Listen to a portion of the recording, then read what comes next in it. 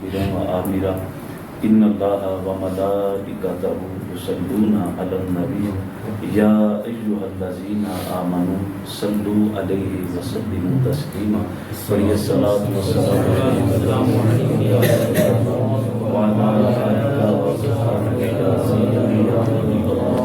السلام والسلام عليك يا سيدي يا حبيب الله وعلى آلك وصحبك يا رحمة العالمين والحمد لله رب العالمين. بعد از حمد و صلات عزت و احترام کے لائق معزز و محترم سامعین و حاضرین ذی احتشام، آپ حضرات جانتے ہیں کہ آج کی ہماری یہ محفل پاک تصوف کانفرنس کے عنوان سے منعقد ہے، جس کا انتظام حضرت علامہ مولانا حافظ امان الہ صاحب نے کیا، لیکن حالات کی سنگینی کے پیش نظر مسجد سے ہمیں یہاں مختصراً اس گھر کے اندر سرکار کا ذکر پاک کرنے کی اور اللہ کے نیک بندوں کا ذکر پاک کرنے کی سعادت نصیب ہو رہی ہے۔ اللہ کریم ہمارا یہاں پہ مل بیٹھنا اور ذکر و اذکار کرنا اپنی بارگاہ عالیہ میں قبول و منظور فرمائے۔ یقیناً یہ ملک پاکستان کے لیے اور اہل اسلام کے لیے بڑی عجیب تر صورتحال ہے کہ وہ ملک ہے کہ جو اسلام کے نام پر بنا ہے، جس کا مقصد ہی یہ تھا کہ ایک علیحدہ خطہ اس لیے حاصل کیا جا سکے تاکہ مسلمان وہاں پہ اپنی مرضی کے مطابق اور آزادی کے ساتھ اللہ اور اللہ کے رسول کا ذکر کر سکے اور اسلام کی تعلیمات کے اوپر عمل کر سکے۔ لیکن بدقسمتی یہ ہے کہ جب سے پاکستان بنا ہے اس وقت سے ہمارے اوپر ایسے حکمران مسلط کر دیے گئے ہیں کہ یہاں پہ اسلام کو پھلنے پھولنے کی اجازت ہی نہیں دی گئی۔ آج حالت یہ ہے کہ ہمارے ملک پاکستان کی پارلیمنٹ کے اندر وہاں پہ سرکاری سطح پہ وزیر اعظم ہاؤس کے اندر وہاں پہ دیوالی منائی جائے اور مسلمانوں کو مسجد کے اندر سرکار کا نام لینے سے روکا جائے۔ یہ بڑی عجیب صورتحال ہے۔ ویسے جو بھی ہو جائے حق اپنی ایک پہچان رکھتا ہے، وقت مشکل ضرور آتا ہے لیکن اللہ کریم پھر ایسے اسباب پیدا فرماتا ہے کہ حق جو ہے پھر وہ غالب ہو کر رہتا ہے۔ تو میں قل جال حق و زہق الباطل، حق جو ہے وہ آ گیا اور باطل مٹ گیا اور باطل نے مٹ کے رہنا ہے۔ اور یہ اسلام کے اوپر اور مسلمانوں کے اوپر اور اہل حق کے اوپر یہ کوئی پہلی مصیبت نہیں ہے، یہ پہلا کوئی ایسا مشکل وقت نہیں آیا، بلکہ مستشرق ایک پروفیسر ہے جس کا نام پروفیسر ہٹی ہے، وہ لکھتا ہے، حضور ضیاء الامت جسٹس پیر محمد کرم شاہ صاحب علیہ رحمۃ اللہ تعالی علیہ، آپ نے داتا صاحب کی کتاب کشف المحجوب کے اوپر جو مقدمہ لکھا ہے نا، اس کے اندر آپ نے یہ بیان کیا ہے کہ پروفیسر ہٹی نے لکھا کہ جب بھی مسلمانوں کی سیاسی صورتحال کے اوپر زوال آیا، مسلمانوں کے اوپر سیاسی طور پر کوئی مشکل وقت آیا ہے، تو اس وقت اسلام کو اور مسلمانوں کو سہارا دینے کے لیے کوئی آگے بڑھا ہے تو وہ مسلمانوں کی روحانی طاقت آگے بڑھی ہے۔ وہ صوفیاء کرام ہیں جنہوں نے ہر دور کے اندر اسلام کو اور مسلمانوں کو سہارا دیا ہے۔ اور پھر حضور ضیاء الامت رحمۃ اللہ تعالی علیہ نے تصوف کے حوالہ سے لغوی بحث کرتے ہوئے وہاں پہ لکھا ہے، کسی نے کہا کہ تصوف جو ہے وہ صوفہ سے نکلا ہے تو اس لیے اس کو جو ہے وہ تصوف کے نام سے یاد کیا جاتا ہے۔ کسی نے کہا نہیں، تصوف جو ہے وہ صوف سے نکلا ہے، اور صوف کا معنی ہوتا ہے ریشمی لباس، وہ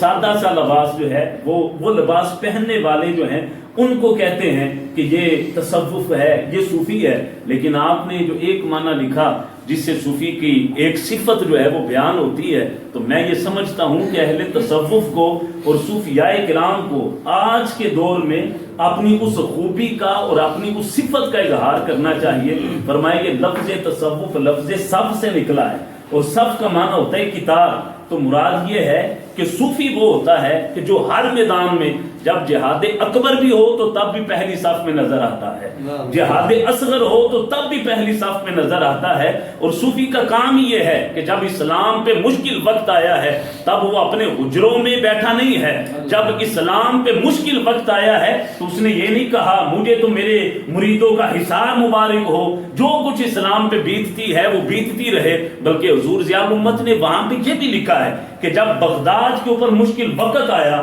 ہلاکو خان نے بغداد کے اوپر حملہ کیا اور بغداد کی اینٹ سے اینٹ بجا دی، وہاں مسلمانوں کے خون کی ندیاں بہا دی گئی، جس طرح آج سانحہ مریدکی کے اندر بھی آپ نے دیکھا کہ وہاں بھی مسلمانوں کے خون کی ندیاں بہائی گئی، ظلم و ستم کے پہاڑ ڈائے گئے ہیں۔ لیکن فرق یہ ہے وہاں ہمیں پتا تھا لڑنا کس کے خلاف ہے، یہاں پتہ ہی نہیں کہ لڑنا کس کے خلاف ہے، یہاں تو اپنے ہی اسلام کا لبادہ اوڑھ کر مسلمانوں کو دبانے کی کوشش کر رہے ہیں اور اغیار کے ہاتھوں کا کھلونا بنے ہوئے ہیں۔ وہاں جب منگولوں نے، ہلاکو خان نے وہاں پہ آ کے حملہ کیا، مسلمانوں کی اینٹ سے اینٹ بجا دی، مسلمانوں کے خون کی ندیاں بہا دی اور مسلمانوں کا قیمتی ذخیرہ جو ہے وہ کتب علم کا ذخیرہ اسے دریا میں پھینک دیا۔ لوگ کہتے ہیں کئی دن تک دریا کی جو پانی ہے وہ سیاہی مائل رہا اور بغداد کی گلیوں کے اندر جو ہے وہ لوگوں کو خون سے وہ رنگی ہوئی دکھائی دیتی تھی، اور وقت کے دانشور یہ کہتے تھے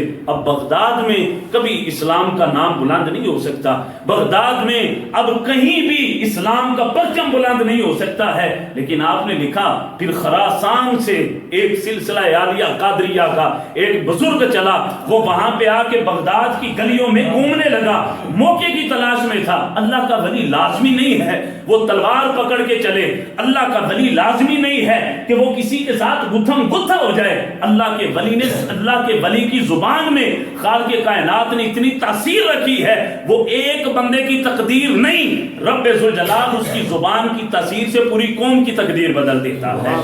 وہ آپ نے بڑا مشہور واقعہ سنا ہے کہ جب ہلاکو خان وہاں سے گزر رہا تھا اور اللہ کا ولی وہاں گلی میں بیٹھا تھا تو کہنے لگا کہ اے صوفی، اے داڑھی والے، تیری داڑھی اچھی ہے، تیری داڑھی کے بال اچھے ہیں، یا میرے کتے کی دم اچھی ہے۔ اس اللہ کا ولی وہ تقدیر بدلنے کے لیے آیا تھا، وہاں اسلام کی سر بلندی کے لیے آیا تھا، اپنی ذات کے لیے نہیں آیا تھا، اپنے چندے اور نذرانے اکٹھے کرنے کے لیے نہیں آیا تھا، اور واہ واہ کرنے کے لیے اور مریدوں کی لسٹیں بڑھانے کے لیے نہیں آیا تھا۔ اس نے کہا وہ پوچھنے والے، وہ کہنے والے، اگر تو میں اپنے رب کا وفادار ہوں، اپنے مصطفیٰ کا وفادار ہوں، پھر میری داڑھی کے بال اچھے ہیں، اور اگر میں نافرمان ہوں اور تیرا کتا تیرا وفادار ہے، پھر تیرے کتے کی دم جو ہے وہ مجھ سے زیادہ اچھی ہے۔ کہتے جب یہ جملہ کہا نا تو ہلاکو خان کے دل پہ اثر کیا، ایک غیر متوقع جواب مجھے ملا ہے۔ کہتے اسے محل میں لے گیا، جب محل میں لے کر گیا نا تو وہاں اس سے پوچھنے لگا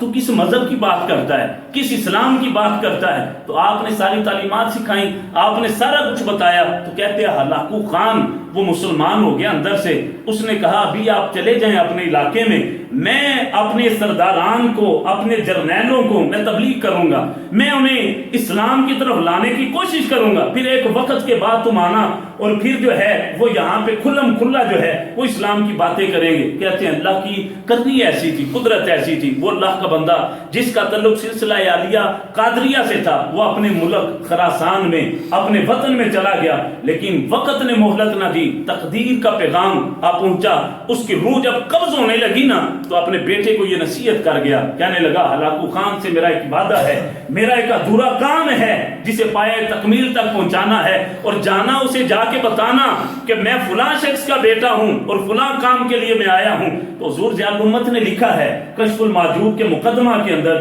جسے ضیاء القرآن پبلیکیشنز نے شائع کیا ہے، کہ وہ کہتے ہیں وہ پھر ان بزرگوں کا وہ بیٹا جو ہے وہ آیا اور آ کر ہلاکو خان کے دربار کے سامنے آ کے بیٹھا۔ کئی دن تک تو اجازت نہ ملی، پھر ایک دن پیغام ہلاکو خان تک پہنچا، جب گیا اپنا سارا تعارف کروایا تو پوچھا تم کون ہو؟ تو بتایا فلاں بزرگ کی اولاد میں سے ہوں اور اس مقصد کے لیے آیا ہوں۔ اس نے کہا میں نے اپنے سارے ساتھیوں کو مائل کر لیا ہے، قائل کر لیا ہے، سارے میرے ساتھ ہے سوائے ایک جنگجو کے، ایک جرنیل کے، ایک کمانڈر کے، وہ ماننے کے لیے تیار نہیں ہے، اگر وہ مان جائے نا تو پھر ہمارا کام آسان ہو جاتا ہے۔ اس نے کہا میں اس سے بات کروں گا۔ ہلاکو خان کی موجودگی میں اور اس بزرگ کی موجودگی میں وہاں بات ہوئی اس جرنیل سے، کہنے لگا مجھے یہ فلسفے سمجھ نہیں آتے، یہ تعلیم کی باتیں، یہ عقل و دانش کی باتیں یہ مجھے سمجھ نہیں آتی، میں میدان جنگ میں لڑنے والا آدمی ہوں، میرے ساتھ کوئی تلوار کی بات کرو تو میں مانوں، میرے ساتھ جو ہے وہ کی طاقت کی بات کرو تو میں مانوں۔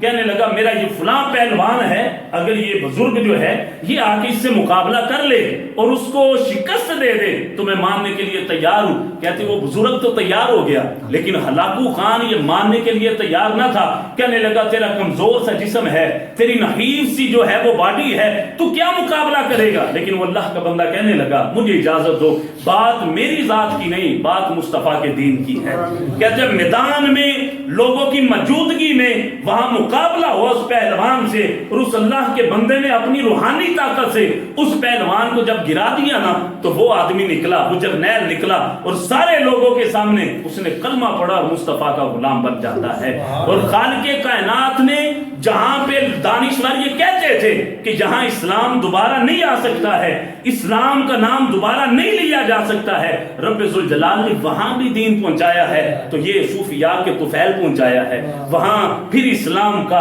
پرچم جو ہے وہ بلند ہوتا ہے۔ ہو سکتا ہے کسی کے ذہن میں آئے کہ یہ کیسی تبلیغ ہے، کشتیاں کی جا رہی ہے، میں اس کے اوپر ایک ایگزامپل بالکل اسی طرح کی بیان کر کے اجازت چاہتا ہوں۔ شیب ابی طالب کی محصوری کے بعد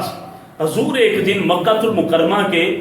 گرد و جوار میں جو پہاڑ تھے نا، حضور ان میں تشریف لے گئے۔ حضور جا رہے تھے تو وقت کا پہلوان، قبیلہ قریش سے تعلق رکھنے والا حضرت ہاشم جو حضور کے پردادا ہیں، ان کی اولاد میں سے ایک پہلوان جس کا نام ہے رکانہ، بعض نے کہا یہ بھی حضور ضیاء الامت نے سیرت ضیاء النبی شریف میں یہ واقعہ لکھا ہے، بعض نے کہا کہ وہ یزید بن رکانہ کا بیٹا تھا، بعض نے کہا کہ نہیں خود رکانہ تھا۔ وہ وہاں حضور کی ان سے ملاقات ہو گئی، حضور نے ارشاد فرمایا رکانہ بڑے پہلوان بنے پھرتے ہو، اللہ نے تجھے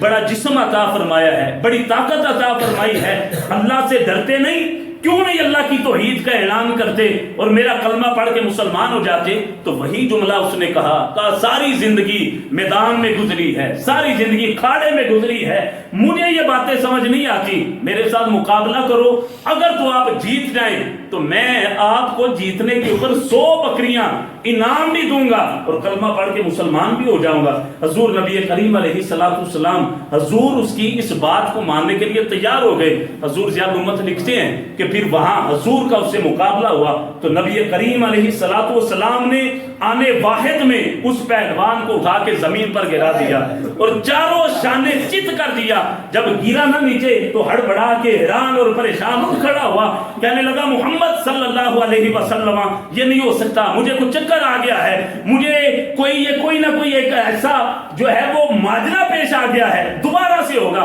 یہ 100 بکریاں انعام دینے کے لیے میں تیار ہوں۔ حضور نے ارشاد فرمایا ٹھیک ہے دوبارہ آ جاؤ۔ میرے کریم آقا علیہ السلام نے دوبارہ اسے اٹھا کے زمین پہ پٹک دیا، جب دوبارہ آ رہا تو پھر اٹھ گیا، کہنے لگا میں پھر آؤ۔ جب تیسری مرتبہ نبی کریم علیہ السلام نے اسے پٹک کے زمین پہ مارا، چاروں شانے چت کر دیا، اس کی پشت کو زمین پر لگا دیا، اٹھا کپڑے جاڑتے ہوئے، جسم کو جاڑتے ہوئے کہنے لگا یا محمد صلی اللہ علیہ وسلم وقت گزر گیا ہے، ایسے میدانوں میں وقت گزر گیا ہے، کشتیاں کرتے ہوئے، پہلوانی کرتے ہوئے، آج تک کسی نے میری پشت کو اس طرح سے زمین پہ نہیں لگایا ہے، آج اگر آپ نے لگایا ہے تو میں یہ ماننے پر مجبور ہوں یہ جسمانی طاقت نہیں ہے بلکہ یہ نبوت کی طاقت ہے۔ حضرات محترم، اللہ کے ولیوں کو میں اس کے اوپر ایک اور صرف اشارہ دے جاؤں۔ حضرت علی شیر خدا رضی اللہ تعالیٰ عنہ وہ کہتے ہیں بیٹھے تھے نا، کسی نے کہا کہ روٹی کا سوکھا ٹکڑا جو ہے وہ پکڑ کے حضرت علی کھا رہے تھے تو اسے توڑنا مشکل ہو رہا تھا، بعض نے کسی اور چیز کا ذکر کیا ہے تو کسی نے سوال کیا حضرت میں نے تو سنا ہے کہ آپ نے خیبر کا دروازہ جو ہے وہ ایک ہاتھ سے اٹھا لیا جسے 40 یا ایک روایت کے مطابق 80 بندے بھی نہ اٹھا سکے، اور آپ نے اسے اٹھا کے ڈھال بنا لیا ہے۔ مولا علی کریم رضی اللہ تعالیٰ عنہ آپ نے ارشاد فرمایا پوچھنے والے یہ جسمانی طاقت سے توڑا جا رہا ہے، وہ روحانی طاقت سے اٹھایا گیا تھا۔ حضرات محترم، ہم آج بھی پرعزم ہیں آج ہم آج بھی پر امید ہیں کہ اللہ کریم انشاءاللہ العزیز اہل تصوف کو یہ توفیق عطا فرمائے گا، وہ اپنا کردار ادا کرنے کے لیے آج بھی اٹھیں گے اور وہ نمودار ہوں گے، اور ملک پاکستان میں یہ جو افراتفری کی صورتحال ہے، جہاں اہل اسلام کو دبایا جا رہا ہے اور اسلام کو محدود کرنے کی کوشش کی جا رہی ہے، مسجدوں کو تالے لگائے جا رہے ہیں، مدرسوں کو مقفل کیا جا رہا ہے، انشاءاللہ وہ وقت آئے گا جب یہاں اس خطے کی تقدیر بدلی جائے گی اور اللہ کے رسول کا دین جو ہے وہ ببانگ دوہل بیان کیا جائے گا، اور پھر کبھی مسجدوں کو تالے نہیں لگیں گے، بلکہ مسجدوں کے اندر جب ذکر پاک ہوگا تو ہم امید کرتے ہیں کہ یہ انتظامیہ کے افراد جو ہیں وہ تالے لگانے کے لیے نہیں بلکہ سہولتیں دینے کے لیے پیش ہوں گے۔ اللہ کریم میری اور آپ کی حاضری کو قبول فرمائے۔